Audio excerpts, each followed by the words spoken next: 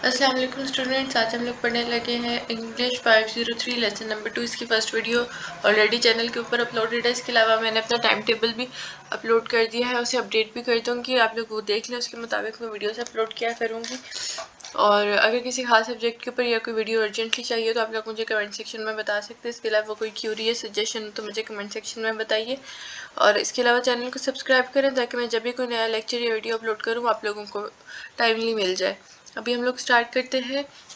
इसमें हम लोग बेसिकली पढ़ने लगे हैं लैंग्वेज की जो नेचर और फंक्शंस होते हैं। वो लैंग्वेज होती क्या है, इसकी जनरल डेफिनेशन पढ़ेंगे पहले कि ये एक सिस्टम है जो ह्यूमन बींग्स ने बनाया है कम्युनिकेट करने के लिए, यानी एक्सचेंज करने के लिए नॉलेज।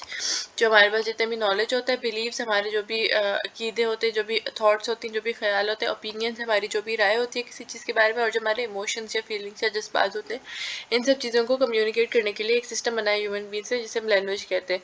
चॉम्स्की ने 1957 में क्या डेफिनेशन दी थी, ये एक सेट है जो कि फाइनाइट या इनफाइनाइट हो सकता है, यानी ये तादाद भी हो सकता है, उसकी कोई तादाद भी हो सकती है। सेंटेंसेस की सेट ऑफ सेंटेंसेस है, जुमलों का एक सेट है। ईच फाइनाइट इन लेंथ, जिसकी एक मखसूस मुद्दत होती है, लेंथ होती है। ये कंस्ट्रक्ट किया जाता है out of finite set of elements. ये कुछ मखसूस चीज़ों को, कुछ मखसूस एलिमेंट्स को यूज़ करके ये बनाया जाता है। और इसकी सिस्टमेटिक व्यू क्या है, ये एक ऐसा सिस्टम है जो एसोसिएट करता है साउंड या फिर साउंड यानी कि आवाज़ या फिर गेस्चर्स या जो इशारे होते हैं, इन दोनों चीज़ों को किस चीज़ से एसोसिएट करता है, उसके मतलब के साथ। यूजिंग वर्ड्स एंड सेंटेंसेस, अल्फाज और जुमलों का इस्तेमाल करके जब हम कोई आवाज़ पैदा करते हैं, कोई गेस्चर यानी कोई इशारे से कोई बात समझाते हैं, तो उसे हम लैंग्वेज बोलते हैं। स्पेयर ने इसकी क्या डेफिनेशन दी थी 1921 में। ये सारी डेफिनेशन इंपॉर्टेंट है, इन सबको आप लोग हाईलाइट कर लें। एक प्योरली ह्यूमन मतलब एक इंसानों का बनाया हुआ खालिस तौर पे और एक नॉन इंस्टिंक्टिव मेथड है, ये कभी ना ख़त्म होने वाला मेथड है, जिससे हम आइडियाज़ को मतलब कम्युनिकेट करते हैं। आइडियाज़ जो हमारे थॉट्स होती हैं, जो हमारे ख्यालात होते हैं, इमोशंस हमारे जो जज्बात होते हैं, और डिज़ायर जो हमारी आरज़ू होती हैं, bye means of voluntarily produce symbols, या हम लोगों ने खुद जो प्रोड्यूस किए हुए सिंबल्स, यानी कि अल्फ़ाबेट्स की यहाँ बात हो रही है, जो कि हमने खुद बनाए हैं, उनके थ्रू।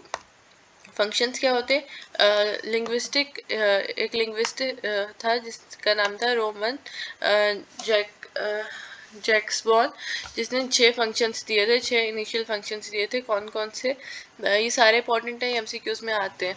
रेफरेंशियल का क्या मतलब होता है, जो कॉन्टेक्स्ट में या जो उसकी डिस्क्रिप्शन होती है, जिसमें हम फैक्ट्स डिस्क्राइब करते हैं, क्या चीज़ देखी गई या फिर क्या चीज़ हुई, जो बिल्कुल ही फैक्ट बेस्ड एक चीज़ होती है। ठीक है। इसके बाद इमोटिव में कि हमारे पास क्या चीज़ आती है, एड्रेसर या फिर इमोशन, जिसमें स्पीकर जो है वो इमोशन, जज्बात या फिर जो एटीट्यूड, जो बिहेवियर, जो बर्ताव होता है उसकी बात कर रहा होता है। उसके बाद हमारे पास आता है कॉग्निटिव। कॉग्निटिव में हमारे पास ज़्यादातर जो है वो एड्रेसी, जिससे बात की जा रही है, उसका कमांड डिस्कस करते हैं कि ये किस चीज़ से कंसर्न होता है। Attempt to influence the listener, जो सुनने वाला है उसको इन्फ्लुएंस करने का एक अटेम्प्ट होता है, उसके ऊपर मतलब कोई उसको मुतासर करने का या फिर उसके ऊपर कोई इफेक्ट डालना, जो सुनने वाला होता है उसकी बात हो रही है यहाँ पे। पोइटिक यानी कि मैसेज या फिर फॉर्म, ये किस चीज़ के ऊपर फोकस करता है, ये जो खुद मैसेज है उसके ऊपर फोकस करता है कि मैसेज किस तरह से डिलीवर हो रहे हैं, क्या मैसेज डिलीवर हो रहे हैं। ठीक है। उसके बाद हमारे पास आता है कॉन्टेक्ट या सोशेबिलिटी। जो स्मॉल टॉक है, ये एक नॉन रेफरल यूज है टू इस्टेब्लिश और मेंटेन सोशल कनेक्शन। यानी इसमें हम क्या बता रहे हैं, ये जो हमारे पास ये वाली कैटेगरी है फंक्शंस की, ये बेसिकली सोशल चीज़ों के ऊपर डिपेंड करती है कि हम सोशली किस तरह से लैंग्वेज को यूज़ करते हैं। कोड या लैंग्वेज इटसेल्फ, जो खुद जो लैंग्वेज या कोड होता है, उसमें हम क्या चीज़ डिस्कस करते हैं, एनालाइज करते हैं while using the target language.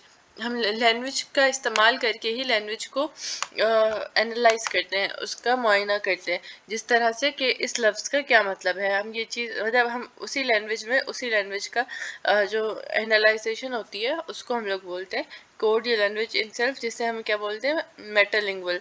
तो ये सारे के सारे पॉइंट्स इंपॉर्टेंट है। और कुछ और फंक्शंस भी है। लैंग्वेज एज पावर, पावर के तौर पे यूज़ हो जाती है as a mean of control. जिस तरह से मेजॉरिटी अगर एक लैंग्वेज बोलने वाली है तो उनको एक खास पावर, बर्तरी हासिल होती है। लैंग्वेज एंड आइडेंटिटी, ये हम बहुत दफ़ा पढ़ चुके हैं कि लैंग्वेज आइडेंटिटी का मार्क होती है, हम जो लैंग्वेज बोलते हैं उससे पता चलता है कि हम किस सोशल ग्रुप से या किस पॉलिटिकल ग्रुप से हमारा जो है वो हम किस उससे ताल्लुक़ रखते हैं। ये सोशियो पॉलिटिकल आइडेंटिटी बताता है, यानी हमारी जो समाजी और सियासी हैसियत है वो बताता है। एंड फॉर इम्प्रेशन मैनेजमेंट, और हमारा इंप्रेशन जो होता है वो भी कई दफ़ा इस चीज़ के ऊपर डिपेंड करता होता है। परफॉर्मेटिव कैसे होती है लैंग्वेज, ये फंक्शंस परफॉर्म करती है, जैसे कि डिक्लेयर करना या फिर प्रॉमिस करना, ठीक है। इसके बाद नेक्स्ट चीज़ है features of human language. Human language के फीचर्स क्या हैं, ये सारे के सारे ये प्राइमरी फंक्शंस जो नहीं है, कम्युनिकेशन जो है वो प्राइमरी फंक्शन है, लेकिन कोई डिस्टिंक्टिव फीचर नहीं है ह्यूमन लैंग्वेज का। तो हम लोग इसमें क्या चीज़ें पढ़ेंगे, फीचर्स क्या क्या होते हैं, सारे इंपॉर्टेंट है क्योंकि ये सारे एमसीक्यूज में आते हैं, सब अच्छे से याद करना है। रिफ्लेक्सिविटी, हम लोग इसका क्या मतलब है कि जो एबिलिटी होती है जिससे हम लैंग्वेज को रिफ्लेक्ट कर सकते हैं। लैंग्वेज हमारा अक्स होती है कि हम किस सोशल ग्रुप से जो है वो हिस्सा रखते हैं, और उसका यूज़ जिस तरह से commenting on someone's own speech, किसी की खुद की स्पीच के ऊपर जो है कमेंट करना। इसमें डिस्प्लेसमेंट क्या होता है, the ability to refer things और event far moved in the time and place. इसमें क्या मतलब है कि जो लैंग्वेज होती है वो किसी भी वक्त से ताल्लुक़ रख सकती है, चाहे वो पास्ट हो, फ्यूचर हो या फिर नॉन प्रेजेंट हो। मतलब जो प्रेजेंट के अलावा जो इवेंट्स या फिर जो चीज़ें टेक प्लेस की होती हैं, इसमें वो डिस्प्लेसमेंट में आती है। आर्बिट्रेरियसनेस में क्या होता है, no natural connection between linguistic form and its meaning और ऑब्जेक्ट। इसमें हम वो चीज़ पढ़ रहे हैं जिस तरह से मेटाफोर के तौर पे एग्जांपल आप लोगों को देती हूँ कि लैंग्वेज का हकीकी मतलब कुछ और होता है और हम उसे यूज़ किसी और तरह से कर रहे होते हैं। तो इसमें जो नेचुरल कनेक्शन होता है वो लिंग्विस्टिक फॉर्म का अलग होता है, और जिसका मतलब है जो उस चीज़ का मतलब है वो कुछ और होता है। प्रोडक्टिविटी में हम किस तरह से यूज़ करते हैं, ability to continuously create new expression and novel utterances। इस प्रोडक्टिविटी में हम किस तरह से यूज़ करते हैं कि हम कंटिन्यूसली नए एक्सप्रेशंस बना रहे होते हैं, हमारी नए फ्रेजेस निकल रहे होते हैं, नए वर्ड्स बन रहे होते हैं, ठीक है। फिर कल्चरल ट्रांसमिशन क्या होता है, ये लैंग्वेज जो है एक जनरेशन से नेक्स्ट जनरेशन पास की जाती है कल्चर के थ्रू, मतलब पेरेंटल जीन्स के थ्रू नहीं, कल्चर के थ्रू जो है वो लैंग्वेज पास की जाती है। इंपॉर्टेंट है कि आप लोगों के उसमें आ सकते हैं एमसीक्यूज में।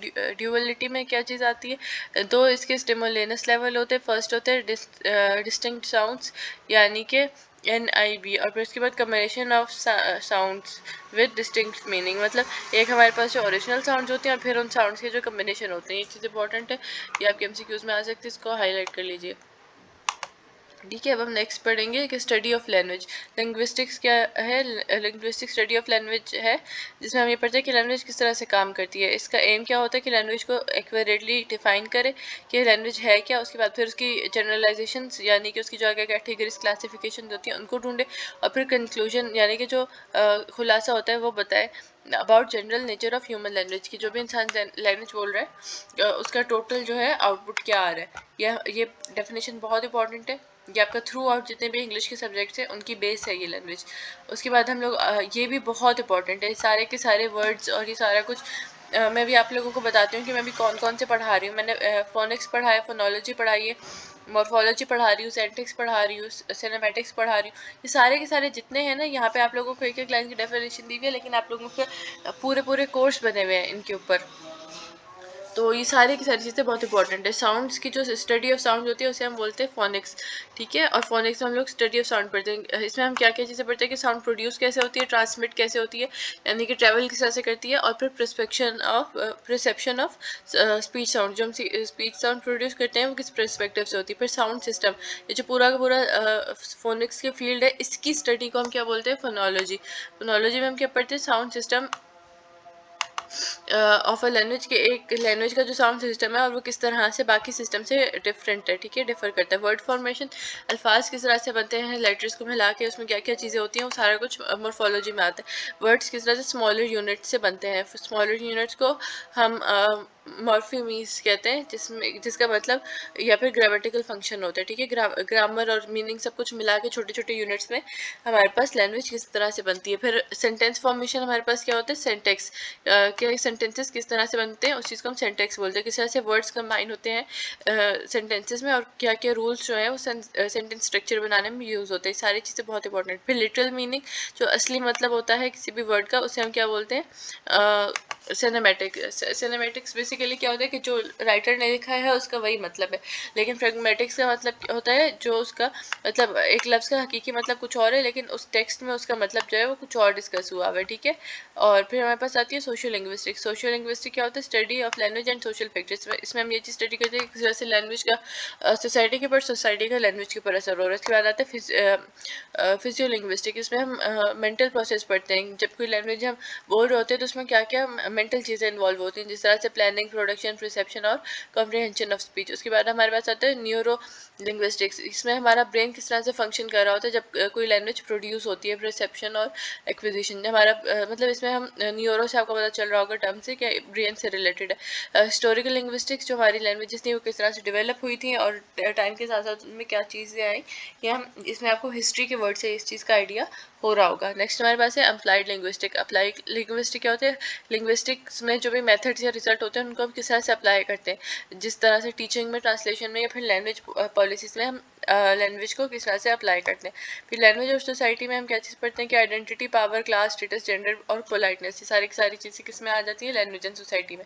फिर लैंग्वेज और सोसाइटी में क्या क्या रिलेशनशिप है, अब हम वो पढ़ेंगे। जो सोशल स्ट्रक्चर होता है वो लैंग्वेज के ऊपर बहुत ज़्यादा इफेक्ट करता है। किस तरह से जो सोशल स्ट्रक्चर है जिसमें एज, जेंडर, सोशल क्लास, सारी चीज़ें जो है वो इन्फ्लुएंस करती हैं या फिर डिटरमाइन करती हैं जो हमारा लिंग्विस्टिक स्ट्रक्चर या बिहेवियर, जिस तरह से एज ग्रेडिंग फिनोमेना हो गया, ठीक है। इसके बाद लैंग्वेज किस तरह से इन्फ्लुएंस करती है सोशल स्ट्रक्चर को। अभी हम ये पढ़े थे कि सोशल स्ट्रक्चर लैंग्वेज को किस तरह इन्फ्लुएंस करता है, हम ये पढ़ेंगे लैंग्वेज किस तरह से जो है वो सोशल स्ट्रक्चर को इन्फ्लुएंस करती है। लिंग्विस्टिक स्ट्रक्चर जो है वो इन्फ्लुएंस कर सकते हैं, डिटरमाइन कर सकते हैं सोशल स्ट्रक्चर को, जिस तरह से लिंग्विस्टिक डिटर्मिनिज्म। बहुत सारी लैंग्वेज जो है वो बहुत सारे कॉन्सेप्शंस को रियलिटी में बताती है, ठीक है, कॉन्सेप्शंस ऑफ रियलिटी।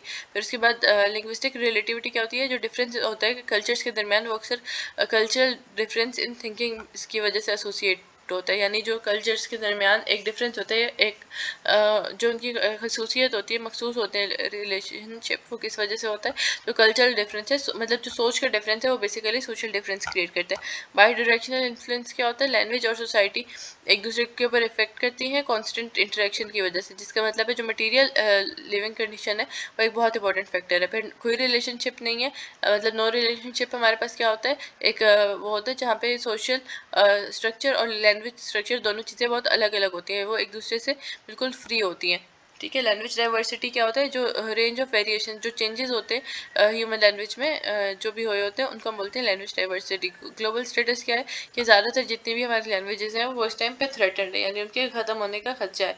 जो अभी जो लैंग्वेजेस हैं वो 6000 से 7000 है। ये किस चीज़ के ऊपर डिपेंड करता है कि जो लैंग्वेज होती है और डायलेक्ट, यानी एक लैंग्वेज और फिर फर्दर उसकी फॉर्म्स होती हैं, ठीक हो गया। उसके बाद फिर हम आगे पढ़ेंगे, जैसे पश्तो भी एक तरह की नहीं, बहुत सारी होती है। एक अफगानी पश्तो होती है और फिर उसमें भी कैटेगरीज होती हैं, ठीक है। एक लैंग्वेज खुद होती है, फिर आगे उसकी डायलेक्ट्स यानी उसकी फॉर्म्स होती हैं। एथनोलॉग में क्या चीज़ डिफाइन हुई है, लिविंग लैंग्वेज में। लिविंग लैंग्वेज को हम किस तरह से डिफाइन करते हैं, जब तक कोई एक ऐसा स्पीकर है जिसकी वो मदर टंग है तब तक वो लैंग्वेज लिविंग कंसीडर होती है। जिस तरह से अगर मेरी फर्स्ट लैंग्वेज पंजाबी है तो अगर मैं अकेली भी पंजाबी बोलने वाली हूँ लेकिन मेरी जो फर्स्ट लैंग्वेज है वो पंजाबी है, तो हम ये बोल सकते हैं कि पंजाबी जो है लिविंग लैंग्वेज है, ठीक है। इंग्लिश और डाइवर्सिटी क्या रिलेशन होता है, जो इंग्लिश होती है वो कहाँ कहाँ स्प्रेड हो रही है, साइंस में, टेक्नोलॉजी में, बिजनेस में और कल्चर में, उसके पॉजिटिव और नेगेटिव इम्प्लीकेशंस भी हैं। इसलिए हमेशा इंग्लिश को हम थ्रेट के तौर पर कंसिडर कर सकते हैं लैंग्वेज डाइवर्सिटी में, ठीक है। ये किसने बोला था, फिलिप्सन ने बोला था 1992 में। रीजंस क्या है डाइवर्सिटी को मेंटेन करने के, लैंग्वेजेस जो है वो आइडेंटिटी, शनाख्त बताती हैं, रिपोजिटरीज बताती है of history and knowledge and inherently interesting होती हैं और कंट्रीब्यूट करती हैं इकोलॉजिकल डाइवर्सिटी में, यानी कि डाइवर्सिटी को मेंटेन करने की क्या क्या रीजन है वो सारे यहाँ पे स्टेटेड हैं, जैसे आपके एमसीक्यूज में आ सकते हैं, चीज़ इंपॉर्टेंट है। इसके साथ हमारा ये लेसन खत्म होता है। आप लोगों को जिस भी लेसन की ज़रूरत है आप लोग मुझे बताइएगा कमेंट सेक्शन में। इसके अलावा सब्सक्राइब कर लें ताकि जब भी मैं कोई नई वीडियो अपलोड करूँ वो आप लोगों तक पहुँच जाए।